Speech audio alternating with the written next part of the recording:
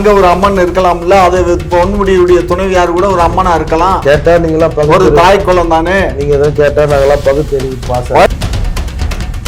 சாதாரணமா இப்ப கட்சி தொண்டர்கள் போறாங்கல்ல, சரி, அவங்கள வந்து காலில் விடாத ஆனா உள்ள போறதெல்லாம் காலில் விட்டாங்க. இல்ல சமூக நீதி என்னங்க சும்மா சமூக நீதி 44 வேகன்சி இருக்கு. 44 வேகன்சில நாங்க ஆளுக்கு தேடி பிடிச்சி கண்டுபிடிச்சு நிப்பாட்டணும். மனிதர்கள் இல்லையா? நீ என்னம்மா எந்த ஊர்ல இருந்து அவங்க என்ன மிருகமா? என்ன பேசுற நீ? என்ன பேசுற? மனிதர்கள் இல்லையான்னு கேட்கிற. சமூக வலைதளத்துல என்னத்துக்கு மெசேஜ் போடணும்? அவருக்கு வேலை இல்லையா? அவர் மதுரை போயிருக்காரு, அங்க அரசியல் கூட்டம், அரசு கூட்டம், இதுல கலந்துக்கிறதுக்கே நேரம் பத்தாது. உங்களுக்கு இன்ஸ்டாகிராமு, பேஸ்புக்கு, யூடியூப் இதுல போய் உக்காந்துக்கிட்டு மெசேஜ் போடுறதுக்கு தான் நேரம் இருக்கா? இதெல்லாம் யார்கிட்ட போய் ஆகிறது? என்னமோ குஜராத் இவரு பிஜேபிக்கு சம்போர்ட் சாருங்கிறதுக்காக நம்ம அதை நியாயத்தை சொல்லாம இல்ல. சும்மா இந்த சேனல்ல கேட்கறதால ஒன்றும் ஆயிட போறது. உறவுக்கு கை கொடுப்போம், உரிமைக்கு குரல் கொடுப்போம். என்ன உரிமை குரல் கொடுத்து வாங்கிட்டு 2099 கோடி இல்ல, வெறும் 965 கோடி கேட்டிருக்கு, பத்தலைன்னு. அவ்வளவுதான். உங்களுக்கு எவ்வளவு கொடுத்தாலும் பத்தாதான். ஆமா, எங்களுக்கு பசி ஜாஸ்தி. ஏன்னா எங்களுக்கு வந்து பெரிய சால் வயிறு, அதனால நாங்க அதிகமா சாப்பிடுறோம்.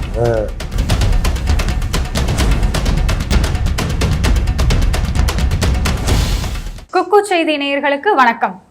இன்று நம்மோடு சிறப்பு விருந்தினர்களாக கலந்துரையாட போவது புரட்சி தமிழகம் கட்சியின் நிறுவன தலைவரும் வழக்கறிஞருமான ஏர்போர்ட் மூர்த்தி அவர்களும், தமிழ்நாடு நாயுடு பேரவை தலைவரும் திமுகவின் மூத்த முன்னோடியுமான முனைவர் திரு காமாட்சி அவர்களும்.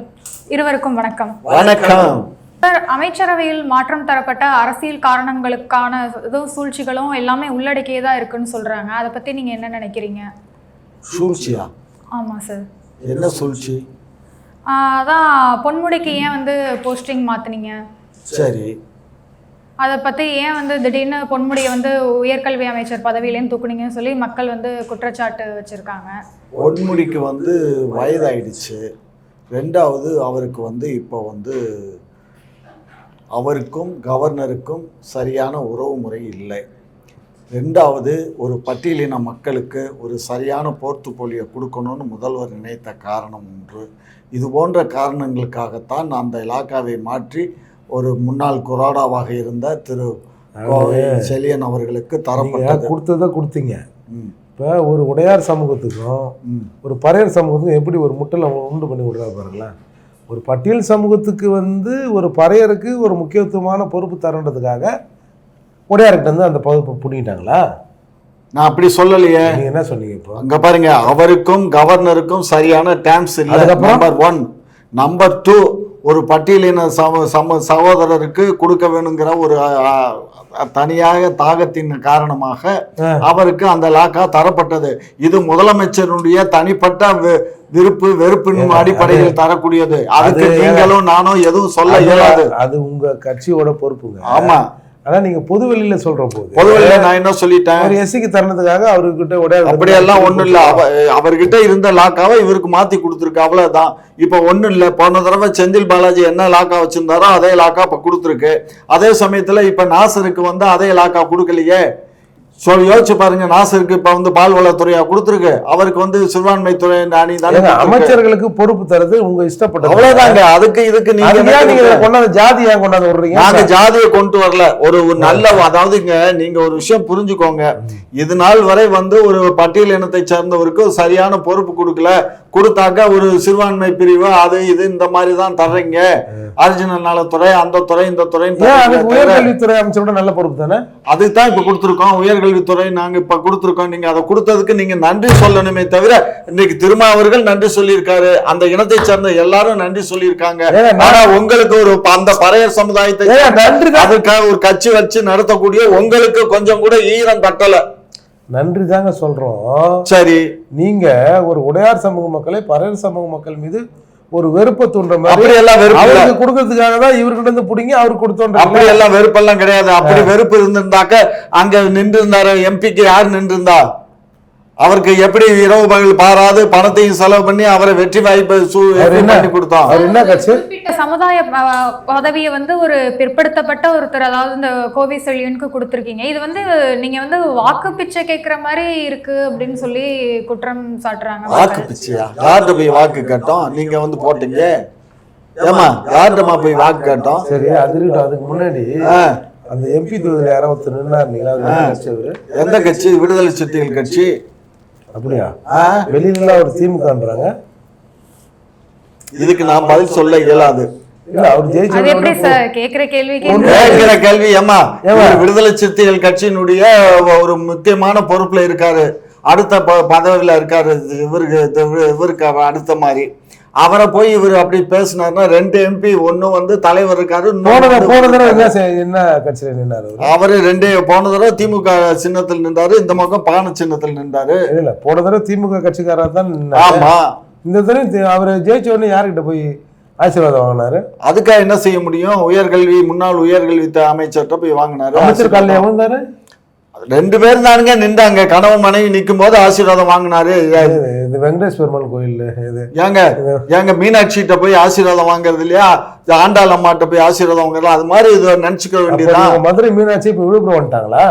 இருக்கலாம். அங்க ஒரு அம்மன் இருக்கலாம்ல. அது பொன்முடியுடைய துணைவியார் கூட ஒரு அம்மனா இருக்கலாம். கேட்டா நீங்களாம் ஒரு தாய் குளம் தானே. நீங்க எதாவது கேட்டா நாங்களாம் பகுத்தறிவு பகுத்தறிவு தாங்க. அதுக்காக ஒரு தாய் குளத்துக்கிட்ட ஒரு ஆசீர்வாதம் வாங்கினத தப்புன்னு ஒரு மிகப்பெரிய பூத கண்ணாடியை வச்சு பாக்குறீங்களா? இது எந்த ரவிக்குமார் என்ற ஒரு நபர் போய் காலில் விழுறது பிரச்சனை இல்லை, விழுப்புரத்தின் MP போய் விழுறது தான் பிரச்சனை. அதுவும் ரிசர்வ் தொகுதி எம்பியாக இருக்கிற ஒருத்தர் அங்கே போய் விழுறது தான் பிரச்சனை. ஏற்கனவே வந்து எங்களை உட்கார வைக்க மாட்டீங்க, நிற்க வைக்கிறீங்க, வந்து அதை எடுன்றீங்க, இதை எடுன்றீங்க, கை கட்டுன்றீங்க அப்படின்ற பிரச்சனை ஓடிக்கொண்டிருக்கிற போது உங்கள் காலில் இவர் விழுறது, இவர் விருப்பப்பட கூட விழலாம்.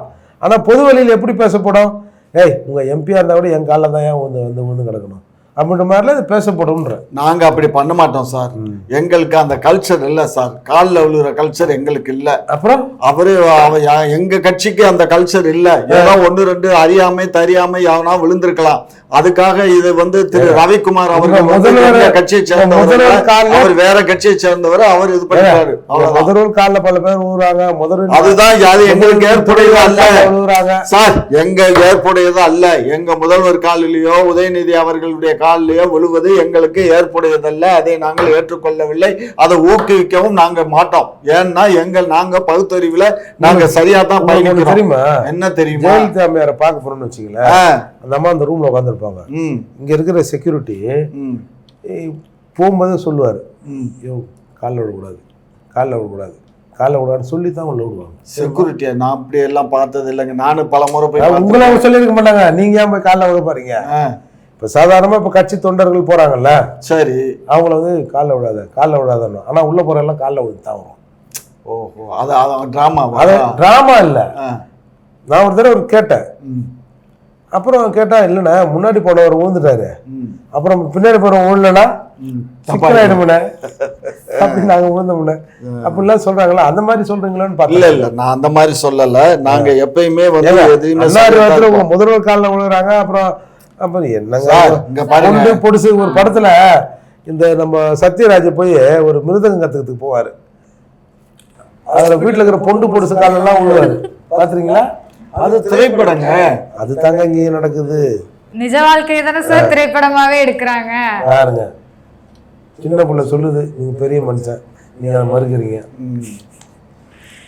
சார், இந்த அமைச்சரவை மாற்றத்தை வந்து சமூக நீதின்னு சொல்றாங்க. ஆனா அதை வந்து திமுக கொண்டு வரதுக்கு 50 வருஷத்துக்கு மேல ஆயிடுச்சு. இதுவே ஒரு பொது தொகுதியில அப்படின்னா கண்டிப்பா இந்த மாதிரி ஒருத்தரை வந்து பட்டியலினத்தவரை வந்து கண்டிப்பா வந்திருக்க முடியாது தானே? பொது தொகுதியில நின்றுருந்தா ஏன் வர முடியாது? ஆமா சார், கண்டிப்பா வந்து பிற்படுத்தப்பட்டவர் அப்படிங்கும் போது வந்திருக்க முடியாது. ஏன் வந்திருக்க முடியாது? பொது தொகுதியில் நின்றாலும் அவங்க ஜெயிப்பாங்க. எங்க கட்சியின் சார்பாக ஏன் நிக்க வைக்க மாட்டீங்கன்னு கேக்குறாங்க. அதுக்கு தான் எங்க கட்சியின் சார்பா நின்றா எந்த தொகுதியில் நின்றாலும் அவங்க ஜெயிப்பாங்க. ஏன் இது வரைக்கும் அந்த மாதிரி நிறுத்தல? அது எங்களுக்கு அந்த இடம் இங்க நிறைய 44 சீட்டு இருக்கே சார். 44 பேருக்கு நாங்க சீட்டு கொடுக்குறோமே, அப்புறம் என்ன இருக்கு? இல்ல சமூக நீதி என்னங்க சும்மா சமூக நீதி 44 வேகன்சி இருக்கு. 44 வேகன்சில நாங்க ஆளுக்கு தேடி பிடிச்சி கண்டுபிடிச்சு நிப்பாட்டணும். அப்படி இருக்கும்போது திரும்ப திரும்ப பொது தொகுதி வேணும், கத்திரிக்காய் வேணும்னா நான் எங்க போய் கொடுங்க? அது வந்து ஒரு சமூக மாற்றத்துக்காக செய்யறது தானங்க. அது சமூக மாற்றம், கத்திரிக்காய் மாற்றம் இதெல்லாம் எங்களுக்கு தெரியும். உங்களுக்கு என்ன வேலையோ அதை மாத்திரம் பாருங்க. எஸ்சின்னா உங்களுக்கு என்ன வேலையோ அதை மட்டும் பாருங்க. பாருங்க, இது உடனே ஜாதி பண்ணாதீங்க. இதுல எங்க இருந்துச்சு ஜாதி? இதுல ஜாதி வரலங்க. உங்க தெரு பக்கம் ரோடு இருக்குது, அதை போகாம இருங்க. நீங்க தெருல வரீங்க சார், நீங்க பொது தொகுதியில நீங்க நில்லுங்க சார். வரக்கூடிய இந்த தேர்தல் 2026ல நீங்க பொது தொகுதியில நில்லுங்க. நான் வேணாம். யார் சார்பா என்ன? நீங்க தான் உங்க கட்சி வச்சிருக்கீங்க. இல்ல பாரதிய ஜனதா கட்சி எங்க கட்சியில இன்னைக்கு கொடுக்கல. எங்க கட்சியில எங்க தலைவர் என்ன முடிவு பண்றாரோ அந்த முடிவு தான். நான் தான் சொல்றேனே, 44 தொகுதியில நிறுத்துவதற்கு நாங்கள் எம்எல்ஏக்களை அந்த தொகுதிக்கு வரிய கேண்டிடேட்டை நாங்களே வள ஓட்டு அரைச்சு தான் நாங்க நிப்பாட்டி வைக்கிறோம். பார்ப்பனு சொன்ன ஜெயலலிதா 2 இன்சிடென்ட்டை சொல்லலாம். அது உடனே நீங்க சொல்லிருவீங்க 2 இன்சிடென்ட் 3 இன்சிடென்ட். சார் இங்க பாருங்க, எதுவா இருந்தாலும் சந்தர்ப்பங்கள் சூழ்நிலைகள் தான் அதுக்கு முடியும். அந்த சந்தர்ப்பம் அமையவே மாட்டேங்குது. அது எங்களுக்கு அமையல, அவ்வளவுதான். அமையல. நீங்க அமைப்பதை விரும்பலையா? நாங்க எதுவும் அப்படி எல்லாம் சொல்ல இயலாதுங்க. நாங்க வந்து எங்க கட்சியை பொறுத்த மட்டும் இது வந்து மக்களுக்கான கட்சி. இது நாட்டு மக்கள் இல்லையா அந்த ஊர்ல? நீங்க உங்க பாருங்க, அதிகமான பிற்படுத்தப்பட்டவங்க அப்படிங்கறதுனால அவங்க வந்து மனிதர்கள் இல்லையா சார்? மனிதர்கள் இல்லையா? நீ என்னம்மா எந்த ஊர்ல இருந்து அவங்க என்ன மிருகமா? என்ன பேசுற? நீ என்ன பேசுற? மனிதர்கள் இல்லையான்னு கேக்குற? அப்படியெல்லாம் பேசாத. மனிதர்கள் இல்லையான்னு கேட்கிற? அவங்கதான் சாட்சாச்சு இந்த நாட்டினுடைய முதுகெலும்பே அவங்கதான். கிட்டத்தட்ட 20% மேல இருக்காங்க. சரியா? 20% மேல இருக்கிறது அவங்கதான். இந்த நாட்டை ஆட்சி பண்றது மறைமுகமா அவங்கதான் ஆட்சி பண்றாங்க. நாங்க ஆட்சி பண்ணல. ஊன்னா சிறைவாசம் தான் அவங்கள நாங்க பாய்ச்சிக்கிட்டா. புரிஞ்சுக்கோ. அந்த ஒரே ஒரு சட்டங்கிறது உங்களுக்கு இன்னும் கண்ணை உறுத்துது சொல்லி அதையும் எடுத்துருங்க. நாங்க அதை எதுக்கு எடுக்கணும்? அதெல்லாம் எடுக்க வேண்டியது இல்ல. அதை எதுக்கு எடுக்கணும்? அது எடுத்தா தானே சீமானு இந்த சாட்டை துறவங்க போன்ற ஆளுங்க எல்லாம் அந்த கேஸை போட முடியும்.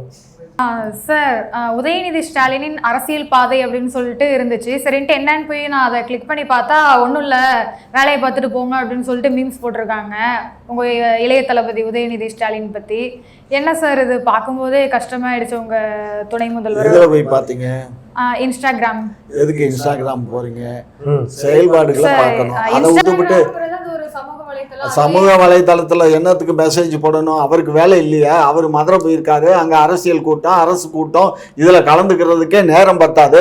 உங்களுக்கு இன்ஸ்டாகிராமு, பேஸ்புக்கு, யூடியூப் இதுல போய் உக்காந்துக்கிட்டு மெசேஜ் போடுறதுக்கு தான் நேரம் இருக்கா?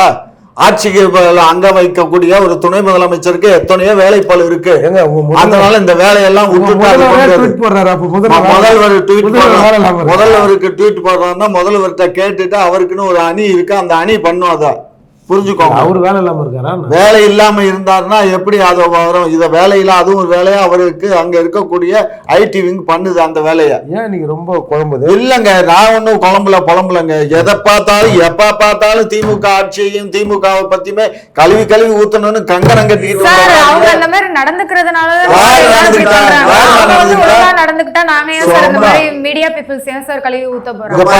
மீடியா பண்ணக்கூடிய அயோக்கியத்தான நம்பர் 1 அயோக்கியத்தான அந்த மீடியா தான். சரி, குஜராத்தை பத்தி பேசலாமா? குஜராத்தை பத்தி எதுக்கு நான் பேச மாட்டேன். குஜராத் அது வந்து கொள்ளக்கார கூட்டம்.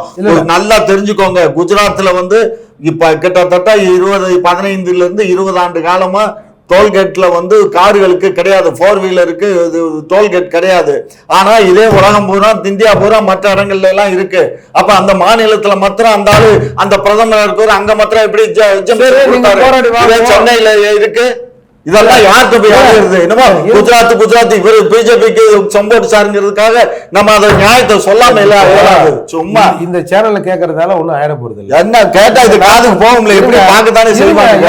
ஏங்க 40 எம்பிங்க இருக்காங்கல்ல, இன்னையா உங்க ஸ்டேட்ல மட்டும் ஃப்ரீயா விடுறீங்க, ஏன் எங்க ஸ்டேட்ல உள்ள கேட்பானுங்க? எப்ப கேட்பானுங்க? இந்த வரக்கூடிய சட்டம பாராளுமன்ற கூட்டத்துல கேட்பாங்க. கேட்கலாம். ஏங்க ஒரு நாட்டினுடைய இருங்க சார், இதுக்கு வாங்க. ஒரு ஃபைனான்ஸ் மினிஸ்டர் அந்த அம்மா ஊரு வியாபாரி, அந்த அம்மா பேர்ல ஒரு எஃப்ஐஆர் போட்டிருக்கு. எஃப்ஐஆர் போட்ட உடனே இங்க மாத்திரம் துடிக்கிறீங்க, பதவி விலகுன்னு அந்த அம்மா மேல எஃப்ஐஆர் போட்டிருக்கு. அந்த அம்மா வந்து பணத்தை வந்து போட்டு அவங்க 471 நாள் ஜெயில இருந்துட்டு அப்படியே வந்த உடனே அந்த கலப்பி நீங்காம மந்திரி சபைக்கு அனுப்புறீங்க. பெயில் வாங்கிட்டு வந்திருக்காங்கல்ல, இவர் நம்ம போய் போலீஸ் இதுல கோர்ட்ல போய் இதாகி சரண்டர் ஆகி பெயில்ல வர சொல்லி அமைச்சர் நீங்க ஒரு எஃப்ஐஆர் போடுங்க அந்த அம்மா பேர்ல. போட்டாச்சுங்க. இல்லங்க நீங்க போடுங்க. நாங்க எதுக்கு போடணும்? எஃப்ஐஆர் போட்டாச்சு. கர்நாடக அரசு எஃப்ஐஆர் போட்டாச்சு. முந்தா நாளே போட்டாச்சு. சனிக்கிழமை எஃப்ஐஆர் போட்டாச்சு. இருங்க, உங்களுக்கு இந்த எஃப்ஐஆர் போடுறதுலாம் ஈஸி. அதுக்கு தான் இந்த ஐடி விங்னு ஒன்று வச்சிருக்கீங்க. அங்கங்கே ஒரு புகார் கொடுத்து ஒரு எஃப்ஐஆர் போடுவீங்களா? அந்த மாதிரி ஒரு எஃப்ஐஆரை போடுங்க. அந்த அம்மா தமிழ்நாட்டுக்கு வரும்ல, அப்படியே கோழி அமுக்கிற மாதிரி அமுக்கி நம்ம எதுவுமே நம்ம புழல் ஜெயிலில் வைங்க, புழல் 2ல. அதெல்லாம் நடக்கும். பொறுத்திருந்து பாருங்க. கர்நாடக அரசு சித்தராமையா அவளை நாங்க அந்த மாதிரி எஃப்ஐஆர் போடுறதுக்கு நாங்க அந்த வழக்கு எங்கள்கிட்ட வரல. இல்ல போனது கர்நாடகா. அதுதான் நீங்க ஐடி விங்க வச்சிருக்கீங்களா? யாராவது விட்டு ஒரு கம்ப்ளைண்ட் கொடுக்க சொல்லுங்க. அதெல்லாம் நாங்க ஐடி விங்க நாங்க எல்லாம் பொய்யான தகவல் அடிப்படையில நாங்க புகார்கள் பொய்யான அடிப்படையில புகார் கொடுக்கவும் மாட்டோம், எஃப்ஐஆர் போடவும் மாட்டோம். அவங்கள மாட்ட வைக்கிறதுக்கு ஒரு வழி தானுங்க. அதெல்லாம் அந்த மாதிரி நிதியை தர மாட்டாங்கன்னு சொன்னீங்க. அதுதான், அது நிதி தரலைங்கிறதுக்காக நாங்க வந்து வச்சுட்டு அப்படி எல்லாம் சீதாராமன் நிர்மலா சீதாராமன் வெளியே விடுவோம் அப்படின்னு சொல்லுங்க. கண்ணு இங்க பாருங்க, அவங்க இருக்கிறது கருடா சௌக்கியமாங்கிற இடத்துல இருக்காங்க. ஒன்றிய அரசினுடைய பைனான்ஸ் மினிஸ்டர். அந்த மாதிரி நாங்க கொண்டுட்டு போய் சிறையில் அடைக்கணுங்கிறது கர்நாடகா போட்டிருக்குல்ல, எஃப்ஐஆர் போட்டிருக்குல்ல. அது அந்த கர்நாடக அரசு போடல, நீதிமன்றத்தினுடைய உத்தரவு. நீதிமன்றம் சொல்லித்தான் எஃப்ஐஆர் போட்டிருக்கு. அப்புறம் அவங்க பயந்தாங்க ஐயா. நீங்க தான் நேரடியா மத்திய அரசுக்கு எதிரானவங்கல்ல. நாங்க மத்திய அரசுக்கு எதிரானவங்கன்னு யார் சொன்னா? அடப்பாங்க, அதே மாத்திரீங்களா? இப்போ அப்படியெல்லாம் ஏங்க, நாங்க வந்து ஒன்றிய அரசோட நாங்க ரிலேஷன்ஷிப்ல இருந்தா தான் எங்களுக்கு வந்து ஏற்கனவே கொடுக்க வேண்டியதா கொடுக்காம ஏமாற்றி தொலைகிறானுங்க. ரிலேஷன்ஷிப் அது வேற. சும்மா சொல்லுமா, அடுத்த என்னமா சார்? அப்போ மத்திய அரசை எதிர்த்து நீங்க வந்து எந்த கேள்வியுமே கேட்டதில்லை? மத்திய அரசை நாங்க தண்ணி குடிக்க விடுவோம், அது வேற விஷயம். அரசியல் ரீதியா ஃபைட் பண்ணுவோம். அதே சமயத்துல உறவுக்கு கை கொடுப்போம், உரிமைக்கு குரல் கொடுப்போம். அதுதான் எங்களுடைய திட்டம். உறவுக்கு கை கொடுப்போம், உரிமைக்கு குரல் கொடுப்போம். இன்னும் உரிமை குரல் கொடுத்து வாங்கிட்டீங்க சொல்லுங்க. இது வரைக்கும் அதான் இப்ப போய் எங்க முதலமைச்சர் உரிமையை குரல் கொடுத்துட்டு வந்திருக்காருல. எல்லாம் உள்ள போய் பேசினாருன்னா இன்னும் வெளியில தெரியல. அதை எப்படி தெரியாம இருக்கும்? அதான் பிரஸ் சொல்லிட்டார்ல. ஏமா அவர் தான் பிரஸ கூப்பிட்டு எல்லாத்துக்கிட்டையும் சொன்னார்ல, இந்த மாதிரி எங்களுக்கு தர வேண்டிய பணம் இருக்கு, அந்த பணத்தை கேட்டு வந்திருக்கோம் அப்படின்னு சொன்னார்ல. தர வேண்டிய பணம் எது? எந்த பணம்? பள்ளிக்கு கல்வித்துறைக்கு கொடுக்க வேண்டிய அந்த 29,000 கோடி பணம் என்னாச்சு? 2,900 கோடி. அதை கேட்ட செயல் மாதிரி அது தெரியலையே. எது? சும்மா இருங்க சார், நீங்க இந்த மாதிரி எல்லாம் பேசாதீங்க. அவர் தான் லெட்டர் வடிவில் கொடுத்தாரு, அந்த லெட்டர் பூரா பத்திரிகையிலும் கொடுத்தாச்சு. வாயாச்சா பணம்? பணம் இன்னும் வரல. எப்போ வரும்? அது வரும்போது தரும்போது வரும். அந்த மாதிரி எல்லாம் அது ஆயிடாது இல்ல சார்? அந்த மாதிரி சிச்சுவேஷன் அதெல்லாம் ஆகும். ஏன் ஏற்கனவே வெள்ள நிவாரண நிதி எப்படி கொடுத்தாங்க அது மாதிரி தான் இந்த மழை வடிகால் அந்த மாதிரி வடிகால் செஞ்சது மாதிரி இல்ல, செய்யறதுக்கு பணம் தரேன்னு சொன்னாங்கல்ல அந்த மாதிரி. இல்ல ஏதோ 4,000 கோடி செலவு பண்ணிட்டேன். 4,200 கோடி செலவு பண்ணிக்கிட்டே இருக்கோம். அப்புறம் 2,299 கோடி இல்ல, வெறும் 965 கோடி கேட்டிருக்கு, பத்தலைன்னு. அவ்வளவுதான். உங்களுக்கு எவ்வளவு கொடுத்தாலும் பத்தாதான். ஆமா, எங்களுக்கு பசி ஜாஸ்தி. ஏன்னா எங்களுக்கு வந்து பெரிய சால் வயிறு, அதனால நாங்க அதிகமா சாப்பிடுறோம். இப்போ பாஜகலே வந்துட்டு வாரிசு அரசியல் வந்து நடக்குது அப்படின்னு சொல்லி மக்கள் சொல்றாங்க. ஃபார் எக்ஸாம்பிள் அமித்ஷாவோட பையன் ஜெய்ஷா வந்து ஃபர்ஸ்ட் பிசிசிஐல வந்து தலைவராக இருந்தார். இப்போ அதே பாஜகவோட ஆதரவோட ஐசிசியில் வந்து தலைவராக இருக்காரு அப்படின்னு சொல்லி சொல்றாங்க. இதை பத்தி நீங்க வந்து என்ன நினைக்கிறீங்க? இதுவும் வாரிசு, இவங்க மட்டும் வாரிசு அரசியல் பண்றாங்கன்னு சொல்லி டிஎம்கே வந்து விமர்சனம் பண்றாங்க. இதை பத்தி நீங்க என்ன நினைக்கிறீங்க? இல்ல, பொதுவாகவே வாரிசு அரசியலுங்கிறது அப்பம் செய்கிற தொழிலை உள்ள செய்ப்பாராம். அப்பா வந்து ஒரு பெரிய கார்பெண்டராக இருக்காரு, புள்ள வந்து ஒரு கார்பெண்டர் கம்பெனி கூட வைக்கலான்னு கொஞ்சம் பேர் நினைப்பாங்க. கொஞ்சம் பேர் எப்போ அப்பம் பட்ட கஷ்டம் எதுக்கியா, நம்ம வேறு எதனா வேலை செய்வோம்னு சொல்லுவாங்க. ஆனால் அரசியலை பொறுத்தவரை நல்லா வந்து சஃபிஷியண்ட்டாக சொகுசாக இருக்கலாம், கொஞ்சம் ரூல்ஸை வயலேட் பண்ணலாம், கொஞ்சம் வந்து பணம் சம்பாதிக்கலாம். நல்லா குறுகிய காலத்தில் 5,000 கோடி 10,000 கோடி 50,000 கோடின்னு நல்லா அனுபவிக்கலாம். சட்டத்தை கொஞ்சம் வளைக்கலாம். அப்படின்ன போது தொடர்ந்து பசங்க கூட பார்த்துக்கினே இருப்பானுவான். பரவாயில்லையே, நம்ம அப்பா அப்படி இருக்காரு, அப்புறம் நம்மளும் அதை பண்ணோம்னா நல்லா இருக்குன்னு தொடர்ந்து அரசியலுக்கு அவங்க வர்றதும், இல்லை வீட்டில் ப்ரெஷர் பண்ணியோ என்ன நீ மட்டுமே மாவட்ட செயலாளர் ஆகிற, என்னையும் உங்கள் கட்சியில் சேர்த்து விடியா அப்படின்னு அப்போ நம்ம மிரட்டுறதும் சர்வசாதாரணம் நடக்கும். நாம் அதெல்லாம் இதெல்லாம் தப்பு, உங்கள் அப்பா திமுகவில் இருக்கலாம், நீ நேரடியாக அதிமுகவில் இல்லை, நீ கட்சியிலே இருக்கக்கூடாது அப்படின்லாம் சொல்ல முடியாது. இது இயல்பாக நடக்கக்கூடிய விஷயம். ஆனால் இப்போ நீங்கள் கருணாநிதி அவர்களுக்கு பிறகு மரியாதைக்குரிய ஸ்டாலின் வந்தார்.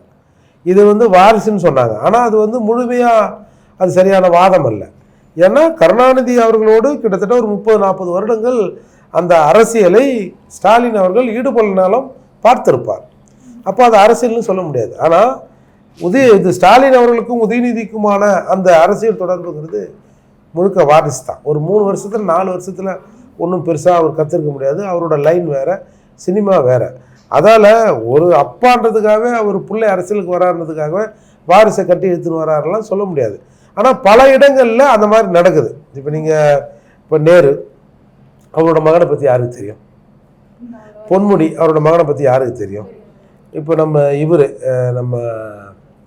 நம்ம திருப்பத்தூர்காரு அவர் யாருங்க?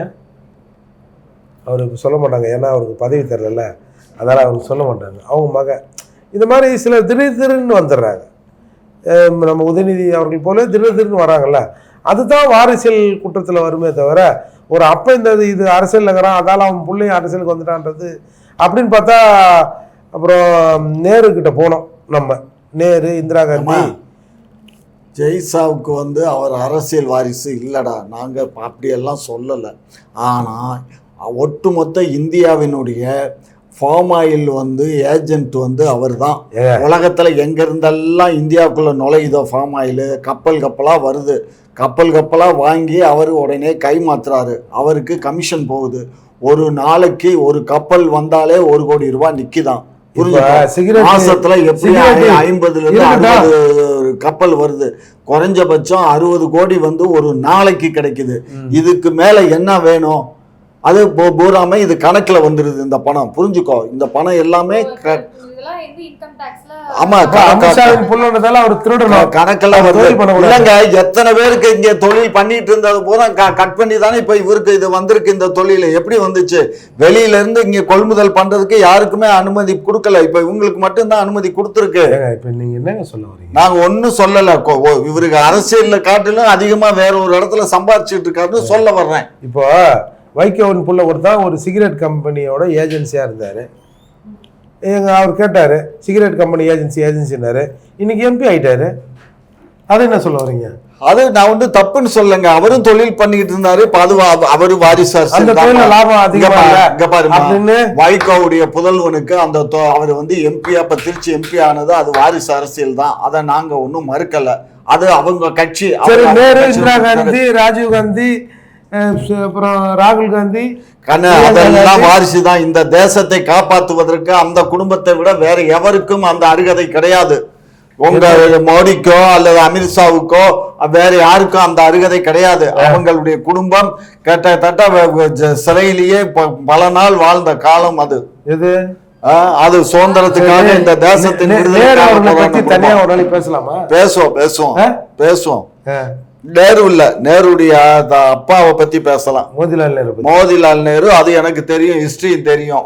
அதெல்லாம் இங்க பாருங்க, உலகத்துல ஆம்பளைன்னா எல்லாமே அந்த காலத்துல அரசருடைய காலத்துல என்ன ஒரு இடத்துல சண்டை போடுவான், ஜெயிச்சிருவான், உடனே மகளை கட்டி கொடுத்து அவனே மறுபடியும் ஆட்சியை வச்சுக்குவான், அந்த பிள்ளைய கூட்டிட்டு இங்க குடும்பம் நடத்துவான். இதெல்லாம் சர்வ சாதாரண. அது மாதிரி அந்த காலத்துல அவரு பண்ணாரு, கிட்டத்தட்ட 5 திருமணம். அதையாங்க பேசுறீங்க? அதைத்தான் நீங்க சொல்ல வருவீங்க, வேற சொல்ல இயலாது. என்ன மவுண்ட் பேட்டன்